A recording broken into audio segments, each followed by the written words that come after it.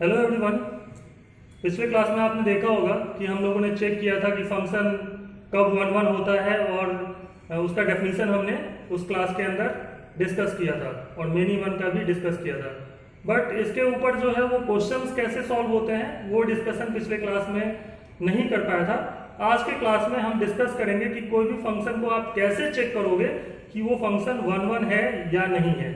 इसके बहुत सारे वेरियस तरीके हैं, उन सभी तरीकों को हम यहाँ पे डिस्कस करने वाले हैं। तो सबसे पहले मैं वो तरीका यूज करने वाला हूँ जो कि एनसीईआरटी बुक के अंदर जो है वो आप सॉल्व करते हो क्वेश्चंस को। दूसरा तरीका जो कि मैं बताऊंगा आपको कि हम एंट्रेंस एग्जामिनेशन के अंदर सेम क्वेश्चन को या उसी तरीके का बहुत सारा ऐसा क्वेश्चंस भी होता है जिसको हम इस तरीके से एनसीईआरटी वाला जो तरीका है उससे नहीं कर सकते हैं, क्योंकि वो थोड़ा सा जो है वो टफ हो जाता है उस तरीके से सॉल्व करने में, और even you can not solve it in that way. तो किस तरीके से सॉल्व करेंगे वो हम यहाँ पे सीखने वाले हैं। तो चलिए स्टार्ट करते हैं।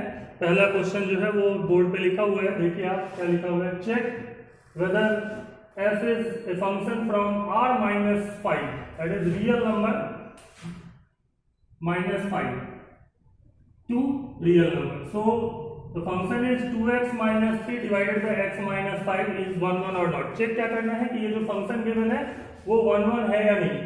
डोमेन इस फंक्शन का आप देख रहे हो क्या है, r minus 5 है, और वो ऑब्वियस सी बात है क्योंकि डिनोमिनेटर में यहाँ पे कितना है 5 है, तो वो 5 हम इसमें नहीं पुट कर सकते, तो इसलिए इसका डोमेन है।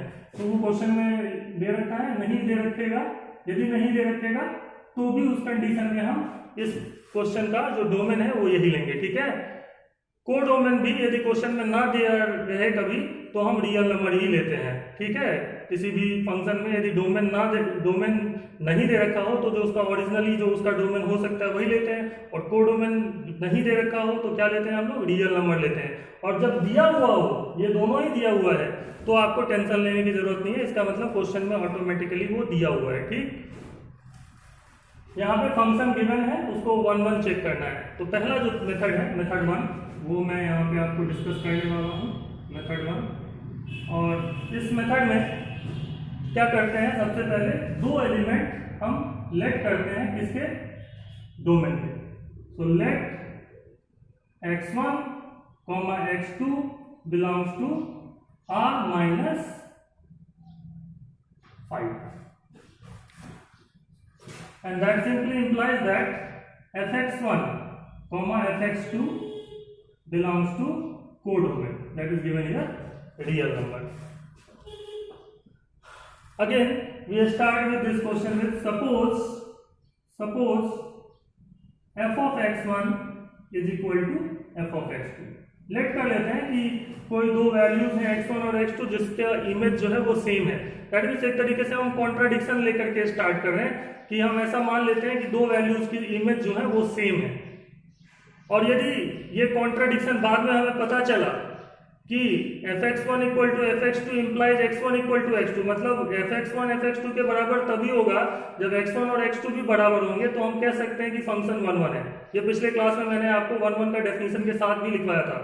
तो आप देखिए यहाँ पे इसको आगे प्रोसीड करते हैं तो कितना आ जाएगा, ये 2x1 minus 3 divided by x1 minus 5। fx given है 2x minus 3 upon x minus 5, तो fx1 निकाल लोगे आप, 2x1 minus 3 upon x1 minus 5। fx2 कितना होगा, similarly 2x2 minus 3 upon x2 minus 5। इसको सिंप्लीफाई कर लेते हैं, दैट मींस इसको क्रॉस मल्टीप्लाई करते हुए हम इसको सॉल्व कर लेते हैं। तो सॉल्व करते हैं तो देखिए कितना आता है, 2x1 minus 3 multiplied by x2 minus 5 equal to 2x2 minus 3 multiplied with x1 minus 5, and that is 2x1 x2 minus 10x1 minus 3x2 plus 15, just multiply कर रहे हैं, 2x1 x2 minus 5 into 2 10 minus 3x2 minus 3 into minus 5 is plus 15. Similarly 2x1 x2 minus 10x2 minus 3x1 plus 15, clear, लिख सकते हैं इस तरीके से। यहाँ पे देखिए 15 और 15 को कैंसिल आउट हो रहा है, 2x1 2x2 से कैंसिल आउट हो रहा है ना, x1 वाले पार्ट को सबको एक तरफ लेकर के आ जाते हैं, तो कितना आएगा, minus 10x1 plus 3x1 equal to -10x2 + 3x2 and that is -7x1 = -7x2 और यहाँ से हमारे पास आएगा माइनस माइनस चला गया, 7 से 7 कट गया, तो यहाँ से आ गया x1 = x2 for every x1 x2 belongs to real number -5। That is domain का कोई भी दो एलिमेंट्स आप लोगे तो इसका जो कंडीशन होने वाला है वो ऐसा ही होने वाला है कि इमेज यदि बराबर होंगे तो एलिमेंट्स भी बराबर होगा। ये यहाँ से हमें समझ में आ जाता है और यही कंडीशन है 1 1 की। 1 1 की कंडीशन क्या है कि इमेज सेम है कोई भी दो एलिमेंट के तो वो एलिमेंट भी सेम होगा, या दो एलिमेंट डिफरेंट है तो उनके इमेज भी डिफरेंट होंगे। ये 1 1 की डेफिनेशन है। तो यहाँ से हमें समझ में आ जाता है कि ये जो फंक्शन f(x) है f(x) इज 1 1।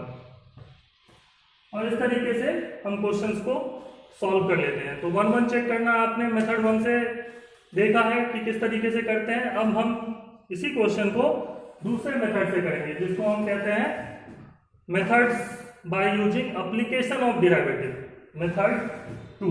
देखिए कैसे, इसको नोट कर लीजिएगा आप लोग वीडियो पॉज करके। सेकेंड मेथड देखते हैं कि किस तरीके से इसी सेम प्रॉब्लम को और कैसे किया जा सकता है ना। सेकेंड मेथड से इसको कैसे सॉल्व करते हैं, ठीक।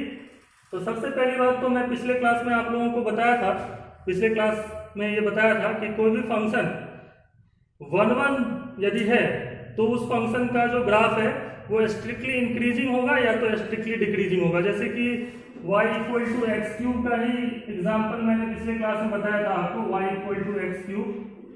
इसका ग्राफ देखिए, real number two real number यदि ये फंक्शन डिफाइंड है तो इसका ग्राफ इस तरीके से होता है, origin x axis y axis. तो इस ग्राफ में क्या है कि x यदि बढ़ रहा है तो उसके अकॉर्डिंगली y भी इंक्रीज होता जा रहा है। कहीं पे भी y की वैल्यू या तो कांस्टेंट या डिक्रीजिंग में है क्या, नहीं है।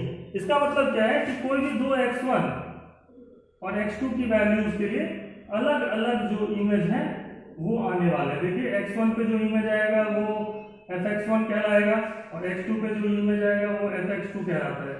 तो x1 x2 डिफरेंट है तो f(x1) और f(x2) भी डिफरेंट है।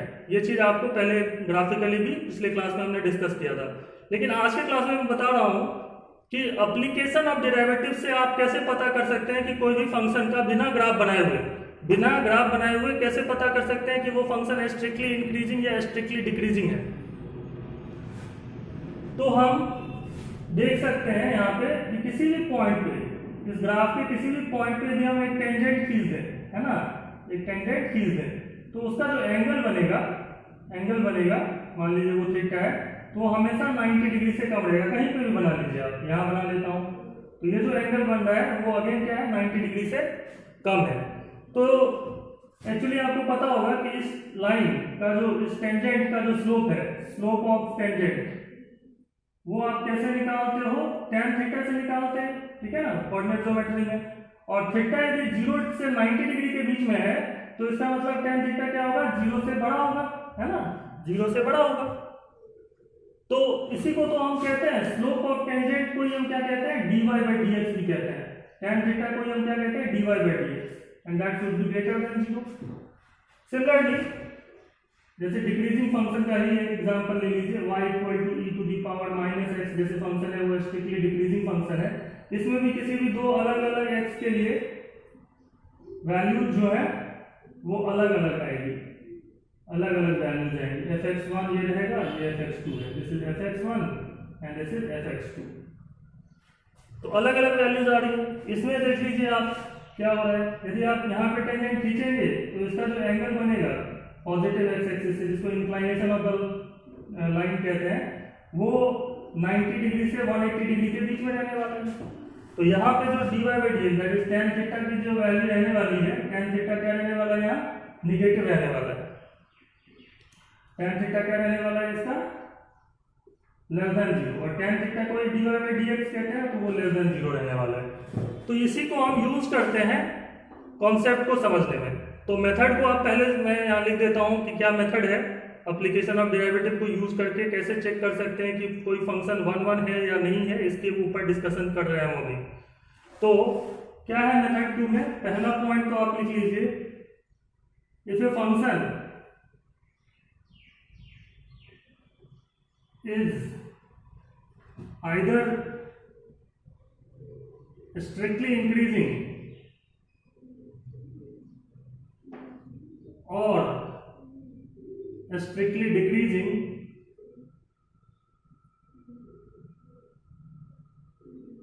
in its domain, then fx is called one function in that domain. जैसे कि y equal to x cube को ही आप ले लीजिए, ये फंक्शन जो है वो स्ट्रिक्टली इंक्रीजिंग है, तो इसलिए ये फंक्शन क्या है, 1 है। ये फंक्शन क्या है, स्ट्रिक्टली डिक्रीजिंग है पूरे ही रियल नंबर में, तो इसलिए ये 1 फंक्शन है। तो इसको हमने जैसे बताया आपका कि dy by d x like derivative find out करके हम बता सकते हैं कि कोई भी फंक्शन स्ट्रिक्टली इंक्रीजिंग या स्ट्रिक्टली डिक्रीजिंग है या नहीं है। तो सबसे पहली बात दूसरा पॉइंट लिख लीजिएगा कि if f dash x that is dy by d x is greater than equal to 0 for every x belonging to the domain of f of x, then fx is called strictly increasing. So y did f dash x equal to 0 at only countable number of points. इसका मतलब क्या होता है, इसका मतलब है कि यदि आप उस फंक्शन का dy बाई डी एक्स निकालो, उस फंक्शन का क्या निकालो, dy by d x find out करो, और वो ग्रेटर देन 0 रहे या इक्वल टू 0 हो जाए, कहां पे, किसी पर्टिकुलर पॉइंट पे जो कि एक इंटरवल ना हो, लाइक 0 पे हुआ तो फिर 2 पे हो जाए, फिर 3 पे हो जाए, मतलब डिस्टिंक्ट पॉइंट पे जिसको आप काउंट कर सकते हो, लाइक 2 से 3 पूरे इंटरवल में यदि dy बाई डी एक्स 0 हो गया, इसका मतलब वहां पे जो ग्राफ है वो पैरेलल टू एक्स एक्सिस हो गया, तो बहुत सारे पॉइंट्स पे एक जैसा ही वैल्यू आ जाता है। तो उस तरीके का नहीं होना चाहिए 1 होने के लिए। तो 1 होने के लिए dy बाई डी एक्स 0 हो सकता है, लेकिन किसी एक पर्टिकुलर पॉइंट पे हो, बहुत पूरे इंटरवल में नहीं होना चाहिए। जैसा कि आप देखोगे एक एग्जांपल, जैसे मैंने y equal to x cube भी लिया है, इसका dy बाई डी एक्स निकालते हैं, इसका dy बाई डी एक्स निकालते हैं, f डैश x जिसको कहते हैं dy बाई डी एक्स, तो ये आएगा कितना, 3x स्क्वायर आएगा। आपको पता है x क्यूब का डिफरेंशिएशन कितना होता है, 3x स्क्वायर। और जैसा कि हम समझ रहे हैं कि x कोई भी रियल नंबर हम पुट करें, ये या तो 0 से ज्यादा होगा, दैट मींस हम कह सकते हैं कि f डैश x जो है इसका वो ग्रेटर देन इक्वल टू 0 है for every x belongs to the set of real number. और वहां पे भी f डैश x जो है इसका लाइक 3x स्क्वायर पे यदि आप 0 के बराबर पुट करोगे तो वहां से सिर्फ एक पॉइंट आएगा, that means f dash x equal to 0 at only 1 point. आप बता पा रहे हो ना कि कितने पॉइंट्स पे 0 हो रहा है, काउंटेबल नंबर ऑफ पॉइंट्स पे 0 हो रहा है।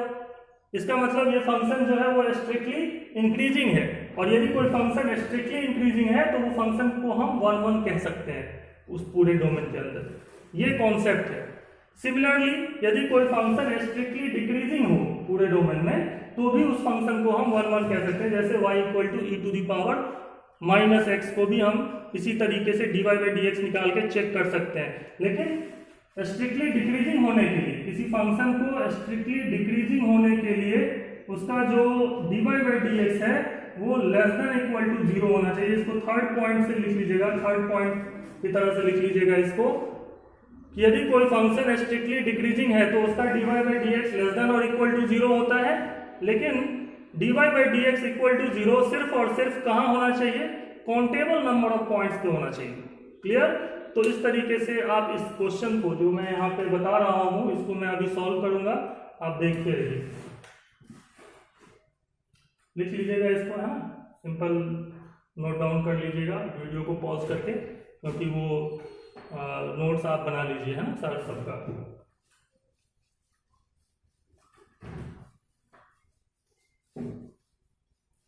तो जैसे कि ये प्रॉब्लम में आप देख ही रहे हो, इस फंक्शन का डोमेन क्या है, इस फंक्शन जो है वो कहां से कहां तक डिफाइंड है, real number -5 to real number, that is ये डोमेन है, इसको हम डोमेन कहते हैं और इसको कोडोमेन कहते हैं। यहाँ पे क्वेश्चन में दिया हुआ है दोनों ही, नहीं दिया हुआ हो तो मैंने आपको बताया ये, यदि क्वेश्चन में नहीं दिया हुआ है तो डोमेन जो ओरिजिनल उस फंक्शन का डोमेन है वही लेते हैं, और जो कोडोमेन है वो यदि नहीं दिया हुआ है तो रियल नंबर है, और दिया हुआ है तब तो कोई दिक्कत ही नहीं है, वही लेते हैं जो क्वेश्चन में दिया हुआ है। ठीक, तो यहाँ पे fx कितना गिवन है, 2x - 3 डिवाइडेड बाय x - 5। इसका क्या करना है, f' निकालना है, f' निकालना है। तो f' निकाल रहा हूं मैं यहाँ पे, देखिए आप f' कैसे निकालते हैं, u/v टाइप का है ना ये, u/v टाइप के फंक्शन का डिफरेंशिएशन कैसे करते हैं, v du/dx minus u dv/dx divided by v square.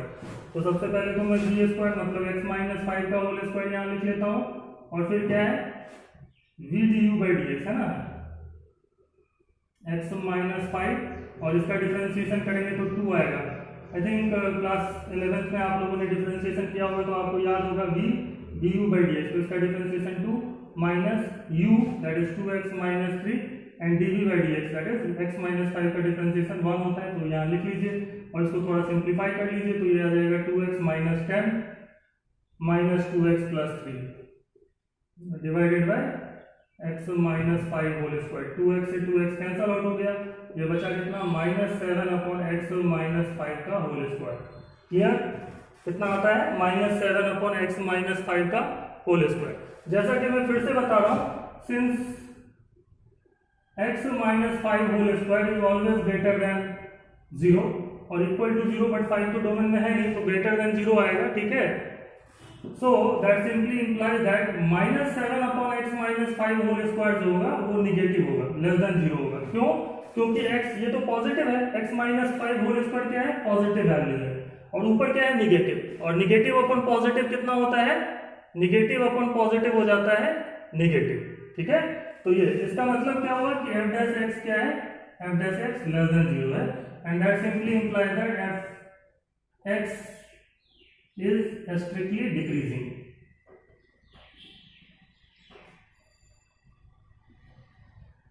Decreasing, and that simply implies that f(x) is 1, 1. तो आप कैसे चेक करेंगे, आई थिंक समझ गए होंगे सब लोग कि किस तरीके से चेक करना है हमें, है ना। इस तरीके से हम चेक करते हैं, बोर्ड में नीचे दिख रहा होगा आई थिंक, हाँ, f(x) is strictly decreasing if f(x) is 1, 1। तो इस तरीके से हम चेक कर लेते हैं कि f' निकाला, मैं आपको इधर भी एक बार बता देता हूँ, बोर्ड में मुझे लग रहा है नीचे थोड़ा ज़्यादा लिख दिया मैंने। f' -7/x - 5 होल स्क्वायर है, और ये जो है ये इसकी वैल्यू क्या रहने वाली है, ऑलवेज लेस देन 0 रहने वाली है for every x belonging to real number -5। मतलब जो भी इस फंक्शन का डोमेन है r - 5 उसके अंदर जो है इसकी जो वैल्यू है वो निगेटिव रहने वाली है। इसके चलते ये फंक्शन क्या है, स्ट्रिक्टली डिक्रीजिंग है, और स्ट्रिक्टली डिक्रीजिंग यदि पूरे डोमेन में कोई फंक्शन होता है तो वो फंक्शन 1, 1 होता है। तो ये दूसरा तरीका है इस क्वेश्चन को सॉल्व करने का।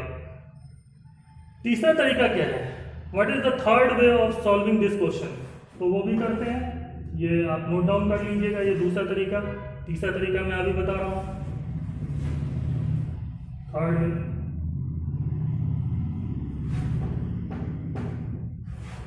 Method that is graphically.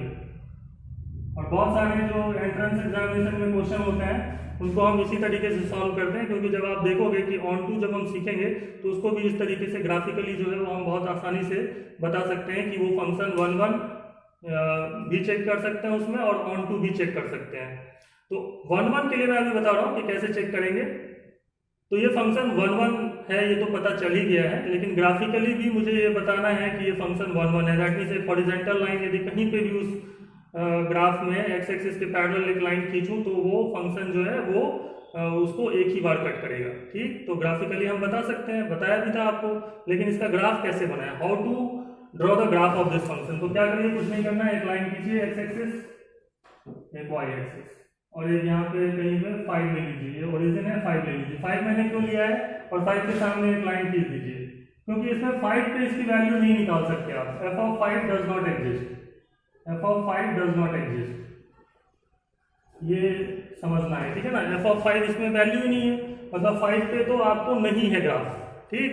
उसके बाद क्या करना है हमें, क्योंकि हमें पता है कि इस फंक्शन में बाकी जो नंबर है वो पुट कर सकता हूं मैं, और ये भी चीज मुझे मैंने अभी जस्ट बताया सेकंड मेथड में। सेकंड मेथड ग्राफ बनाने के लिए आपको सेकंड मेथड करना ही पड़ेगा एक्चुअली में। तो सेकंड मेथड, लेकिन ये जो है वो आगे बहुत ज़्यादा हेल्पफुल है। यहाँ पे तो आपने देखा कि एफ डैश एक्स से ही पता चल जाता था, लेकिन आगे जो चीज़ें हम सीखने वाले हैं उसमें बहुत हेल्पफुल है, इसलिए ग्राफ ट्रेसिंग भी कहते हैं इसको। तो आप कैसे करोगे ग्राफ ट्रेस किसी भी फंक्शन का, तो वो धीरे धीरे हर फंक्शन के लिए थोड़ा थोड़ा चेंजेस होता है, बट सब में एक बात कॉमन है, एफ डैश एक्स निकालते हैं, मतलब सेकंड मेथड करते हैं।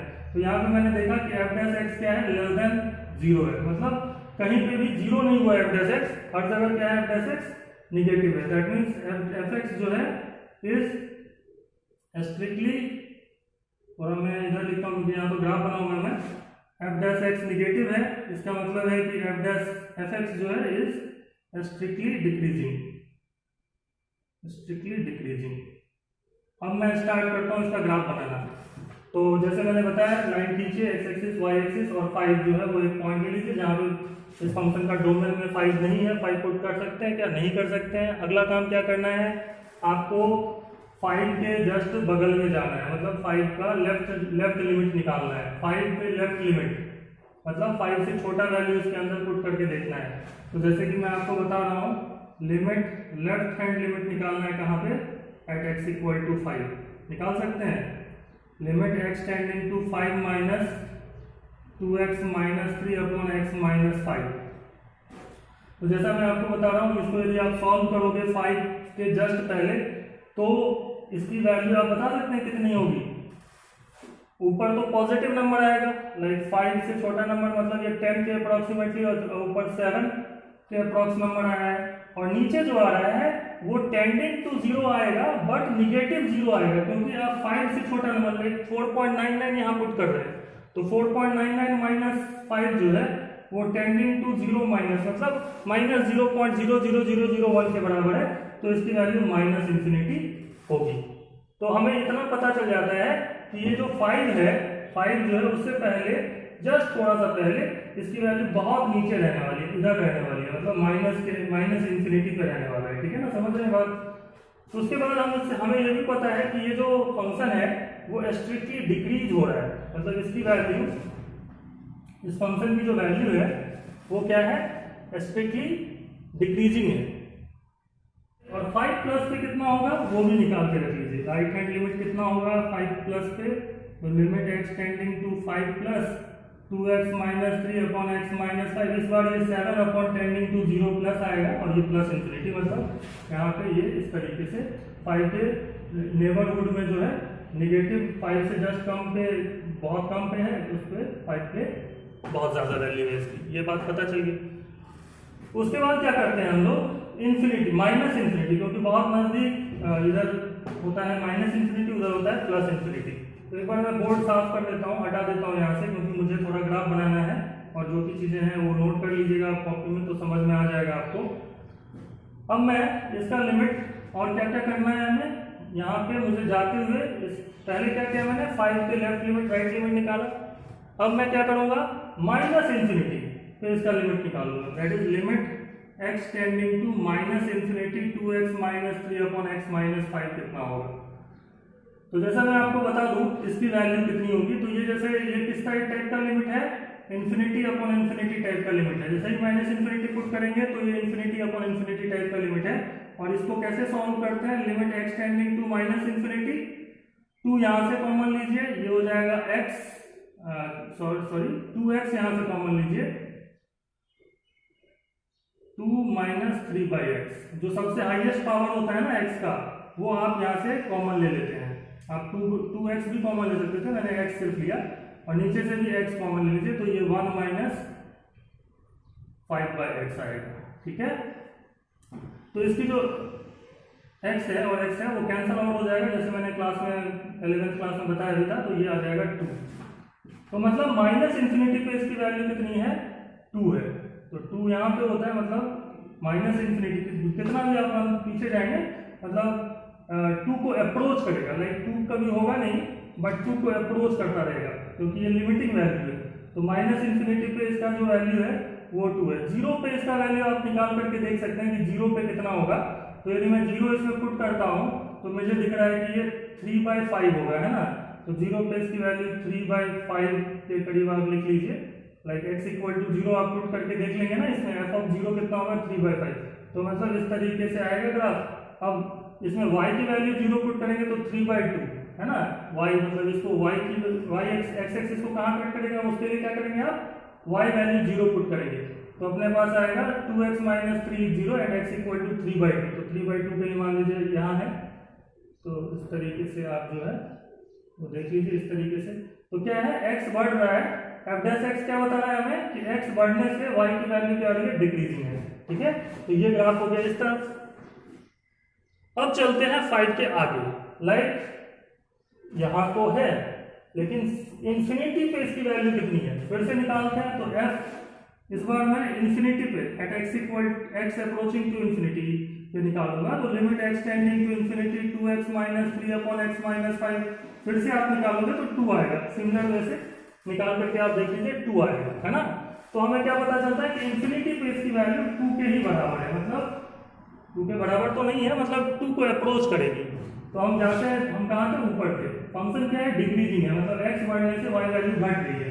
तो ऊपर से नीचे जाते जाइए और इस तरीके से ग्राफ बना दीजिए। तो ये जो फंक्शन है वो किसका ग्राफ, ये किस फंक्शन का ग्राफ है, ये है 2x - 3/x - 5 फंक्शन का ग्राफ है।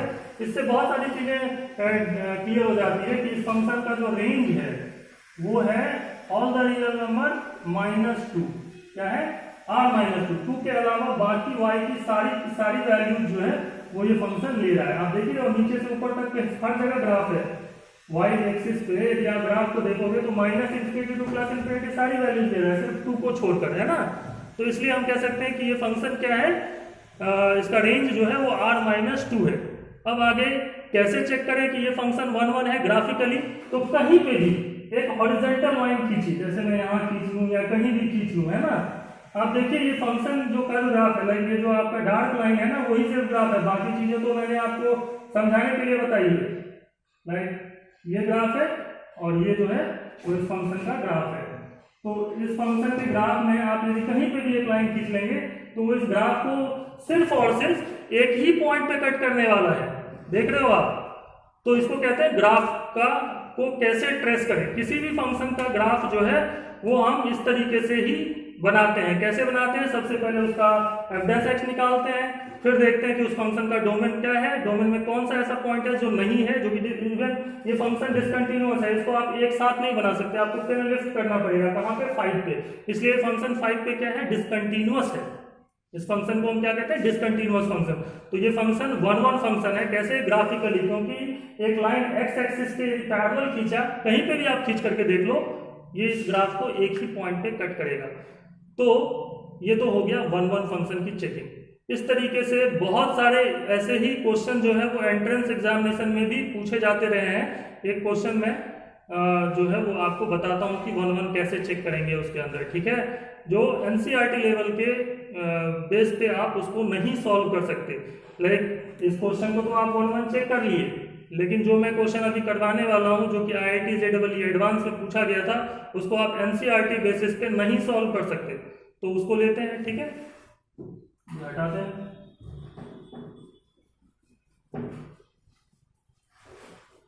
तो हमें चेक करना है, फिर से क्या चेक करना है, 1 1 चेक करना है। और हमारे पास क्वेश्चन है, check whether f(x) equal to x³ - 6x² x³ - 6x² plus 11x - 6 is 1 1 और नॉट। क्या करना है हमें चेक, ये जो फंक्शन है वो 1 1 है या नहीं है, ठीक है। समझ गए क्वेश्चन आप। इसके लिए जो पहला मेथड है, फर्स्ट मेथड जो है वो फेल हो जाता है, उससे आप इस क्वेश्चन को नहीं सॉल्व कर सकते। या करेंगे भी तो बहुत ही जो टाइम है वो टेकिंग है, बहुत सारे कैलकुलेशंस है। तो उससे बचने के लिए क्या तरीका है, एफ डैश एक्स या ग्राफिकली, है ना। तो ग्राफिकली के लिए मैंने आपको बताया कि सेकंड मेथड तो आपको करना ही पड़ता है, तो क्यों ना हम सेकंड मेथड से ही जस्ट आंसर निकाल सकते हैं। हाँ, ऑन टू जब निकालना हो तो ग्राफिकली जो है वो थोड़ा और आसान हो जाता है कि ऑन टू चेक करने के लिए मैं आपको बताऊंगा बाद में ऑन टू फंक्शन क्या होता है, तब डिस्कस करेंगे। यही सेम प्रॉब्लम के अंदर भी हम ऑन टू चेकिंग कर सकते हैं, ग्राफिकली करते हैं, ठीक है। तो अभी देखिए इसमें कैसे हम लोग चेक कर सकते हैं। तो पहला जो तरीका है सॉल्यूशन करते हैं इसको, वो तो नहीं कर सकते। दूसरे तरीके जो एफ डैश है, इस फंक्शन को लिख लेता हूँ। पहली बात तो मैं आपको बता दूं कि इस फंक्शन में कुछ नहीं दे रखा है, इसका मतलब इसका जो एक्चुअल में डोमेन है रियल नंबर, और कोडोमेन तो कुछ भी नहीं दिया हुआ हो तो रियल नंबर ही लेते हैं। तो ये कोडोमेन और डोमेन तो इसका रियल नंबर ही है, तो वो लिख लेते हैं। और फंक्शन क्या है, वो है x cube minus 6x² plus 11x minus 6। क्या करना है आपको, एफ डैश एक्स निकालना है, कितना आएगा 3x² माइनस 12x प्लस 11।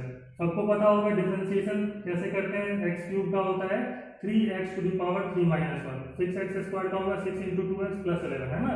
ये लिख लिया हमने। ये पॉजिटिव वैल्यू है, इसकी हमेशा हर रियल नंबर के लिए, या निगेटिव है, ये कैसे चेक करना है, 3 कॉमन ले लीजिए, इसको लिख लीजिए x² माइनस 4x प्लस 11/3। कोई दिक्कत नहीं, ऐसे लिख सकते हैं। ये है 3 × x² माइनस 2 × 2x प्लस, यहाँ देखिए x तो है ही इसमें होल स्क्वायर में, क्या मैं यहाँ पे 2 का स्क्वायर ऐड और 2 का स्क्वायर सब्सट्रैक्ट करके इसको बैलेंस करके लिख सकता हूँ, लिख सकता हूँ, ऐसे लिख लिया। और ये कितना है, x माइनस 2 का होल स्क्वायर प्लस 11/3 माइनस 4। इसको आगे लिखते हैं तो ये आ जाता है आपका 3 × x minus 2 whole square plus 11 minus 12 that is minus 1/3, और ये हो जाएगा आपका x माइनस 2 का whole square minus 3 × x minus 2 whole square minus 1। कितना आ गया, समझ रहे हैं बात। अब ये जो वैल्यू है वो पॉजिटिव भी हो सकती है और निगेटिव भी हो सकती है। दिक्कत क्या है कि ये जो मैंने निकाला है ना, ये पॉजिटिव निगेटिव दोनों ही हो सकती है। तो कहाँ पे पॉजिटिव है एफ डैश एक्स और कहाँ पे निगेटिव है, ये कैसे चेक करते हैं वो देख लीजिए। तो उसके लिए क्या करते हैं, पहले तो मैंने आपको बता दिया कि इस तरीके से लिख लेते हैं, यदि परफेक्ट स्क्वायर होता 1 नहीं होता। लेकिन कैसे चेक करें कि ये कहाँ पे पॉजिटिव है और कहाँ निगेटिव है, इसके लिए एक काम कर सकते हैं हम लोग, और वो ये कर सकते हैं कि इसको फैक्टराइज कर लेते हैं। 3x² माइनस 12x प्लस 11 है, 11 3 33 होता है। तो इसको लिख सकते हैं कि कहाँ पे ये पॉजिटिव होगा और कहाँ पे निगेटिव होगा। उसके लिए मैं इसका रूट्स निकाल लेता हूँ। तो x equal to minus of minus 12 plus minus square root of 144 minus 4 × 11 × 3 divided by 2 × 3। यह आएगा 12 plus minus square root of 144 minus 44 × 3 हो जाएगा आपका 132 divided by 6, that is 12 plus minus